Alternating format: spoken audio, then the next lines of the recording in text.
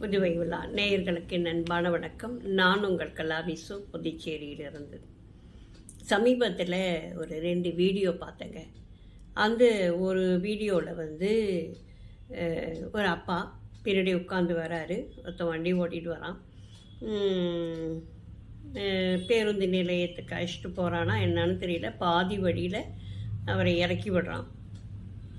அவரால் நடக்க முடியல, தடுமாறுறாரு. கால் ஏதோ அவருக்கு ஏதோ கொஞ்சம் பிரச்சனை இருக்குதுன்னு நினைக்கிறேன். மழை பெஞ்சு அங்கெல்லாம் ஒரே பள்ளம் மேடாக இருக்குது. அந்த பையன் இறக்கி விட்டு அவன் பாட்டு போயிடுறான்.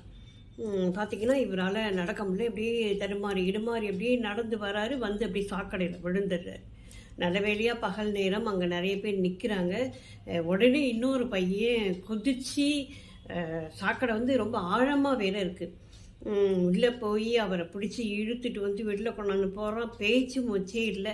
போட்டு தட்டுன்னு எல்லாரும் தட்டி இட்டி இது பண்ணி அப்புறமே கொஞ்சம் சுயநினைவு வருது. இது ஒரு வீடியோங்க. அதுக்கப்புறம் இன்னொரு வீட்டில் ஒரு வயசான பாட்டி ஒருத்தவங்க ஒரு பெட்டில் உட்காந்துருக்காங்க.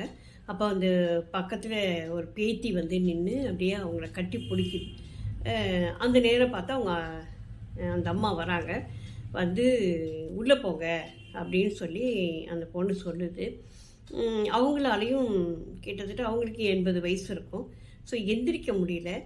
பொறுமையாக எந்திரிக்கிறாங்க. எந்திரிச்சு 2 அடி வைக்கிறதுக்குள்ளே அந்த பொண்ணு ரொம்ப கத்துது. உள்ளே போ அப்படின்னு கத்திட்டு என்ன செய்து பிடிச்சி தள்ளுது. டமான்னு அந்த அம்மா அப்படியே விழறாங்க. விழுந்தோடனே அவங்களால எந்திரிக்க முடியல. அப்படியே அதை பார்த்தோன்னே அவங்க விழுந்தோன்னே அப்படியே எனக்கு பகீர்னு ஆயிடுச்சு. வயசாயிடுச்சுன்னா இவ்வளவு கேவலப்படுத்துவீங்களா? இந்த பொண்ணு மருமக. அதுக்கப்புறம் அந்த வீடியோ வைரல் ஆகுது. அதை அந்த பொண்ணை காவல்துறையில் கைது பண்ணிடுறாங்க.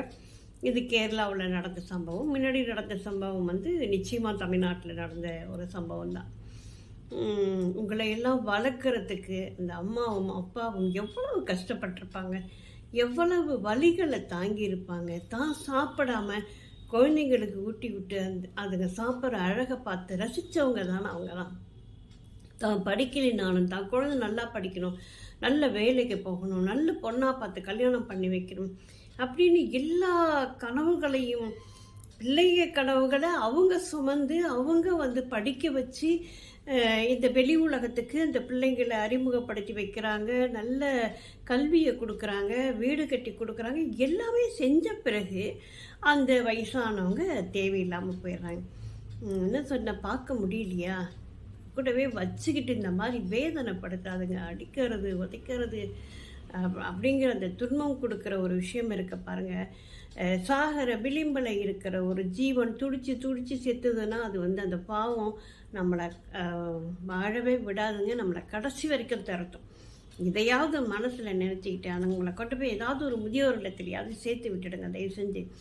நான் முதலாம் நினைப்பேன், ஐயோ வீதிக்கு 2 முதியோர் இல்லை அப்படி வருதே, இது என்ன வளர்ச்சியா அப்படின்னு சொல்லி நான் நினச்சிருக்கேன். ஆனால் இந்த 2 இதை பார்த்த பிறகு ஐயோ முதியோர் இல்லங்கள் எவ்வளோ பரவாயில்ல போல இருக்குது. இந்த மாதிரி வச்சுக்கிட்டு கொடுமைப்படுத்துறதுக்கு எங்கேயோ கொண்டு போய் விட்டாக்கா அதுங்க 3 வேளையும் சாப்பிட்டுட்டு நிம்மதியாவது படுத்து கிடப்பாங்களே அப்படின்னு ஒரு மனசுக்குள்ளே ஒரு எண்ணம் வந்துருச்சுங்க. ரொம்பவே கஷ்டமாக இருக்குது இதையெல்லாம் பார்க்கும்போது. நிறைய இதை மாதிரி வீடியோக்கள் நிறைய வருது. அடிக்கிறது, உதைக்கிறது, தூக்கி போட்டு மிதிக்கிறது அப்படின்னு சொல்லிட்டு. இந்த 2வது நடந்தது இல்லையா கேரளாவில், அந்த பொண்ணை அரெஸ்ட் பண்ணிடுறாங்க. அது ஜாமீன் கொடுக்குது, ஜாமீனை மறுக்கிறாங்க. அப்புறம் தான் விசாரித்தாக்கா அது புருஷனையும் அடிக்குமா. இந்த அம்மா வீட்டில் வச்சிட்டு இருக்கிறது அந்த பொண்ணுக்கு பிடிக்கலை. அதுக்காக புருஷனையும் அடிக்குமா, உதைக்குமா. ஒரு தடவை கத்தியை தூக்கி விட்டு எறிஞ்சி கால் நரம்பு கட்டாகி பக்கத்து வீட்டில் ஒரு போலீஸ்காரர் தான் இவ்வளோத்துக்கும் அவர் இருந்துக்கிட்டு தான் எல்லா உதவியும் பண்ணியிருந்துருக்கிறாரு. கடைசியில் அவருக்கு சாட்சி இல்லாமல் எதுவும் செய்ய முடியாது அப்படின்னு சொல்லிட்டு இந்த அம்மா உள்ளே கீழே விழும்போது யாரோ வீடியோ எடுக்கிறாங்க, அது தெரியுது. வீடியோ எடுத்து தான் அதை வைரல் ஆக்கியிருக்காங்க. அது கடைசியில் அவங்க பையனே தான் எடுத்துருக்கிறாரு. எடுத்துட்டு அதை இது பண்ணியிருக்காங்க. இப்போ அதுவே ப்ரூஃப் ஆகிருக்கு. அந்த பொண்ணுக்கு ஜாமீன் கிடைக்கல. 2 கை குழந்தை இருக்குது. அந்த குழந்தைய நான் தான் பார்த்துக்கணும். நீ வளர்க்குற லட்சணம் தெரியாதா? நிச்சயமாக நாளைக்கு வந்து அந்த பிள்ளைங்களையும் இப்படித்தான் நீ அடிப்ப, உதைப்ப. ஏதாவது புருஷன் மேலே கோவம் வந்துச்சுன்னா ஒரு கட்டத்தில் பிள்ளைங்களையும் அடிக்க ஆரம்பிப்பேன். இதெல்லாம் வந்து சைக்கோ மாதிரியான ஆட்கள் இவங்கெல்லாம். ஒரு தடவை அடிக்க ஆரம்பித்து அதில் ருசி கண்டுட்டாங்கன்னா கடைசி வரைக்கும் அந்த அடி வந்து டெவலப் ஆகிக்கிட்டு தான் இருக்கும். ஏன்னா இயலாதவங்களை தான் அடிக்கிறாங்க. இந்த வீட்டுக்காரர் எப்படி தான் பொறுமையாக இருந்தாருன்னு எனக்கு தெரியல. திருப்பி ஓங்கி ஒரு அறை கொடுத்துருந்தாருனாக்க ஒரே நாளில் அவள் திருந்தி இருப்பாள். இந்த மாதிரி விட்டுட்டு தேடுறது இவங்கெல்லாம் என்னத்தை சொல்கிறது? ஒன்றும் சொல்கிறதுக்கு இல்லை. தயவு செஞ்சு சொல்கிறேன், உங்களால் பார்த்துக்க முடியலையா, கொண்டு போய் ஏதாவது ஒரு முதியோர் இடத்துல சேர்த்து விட்டுடுங்க. அவங்கள போட்டு கஷ்டப்படுத்தாதீங்க. நன்றி, வணக்கம்.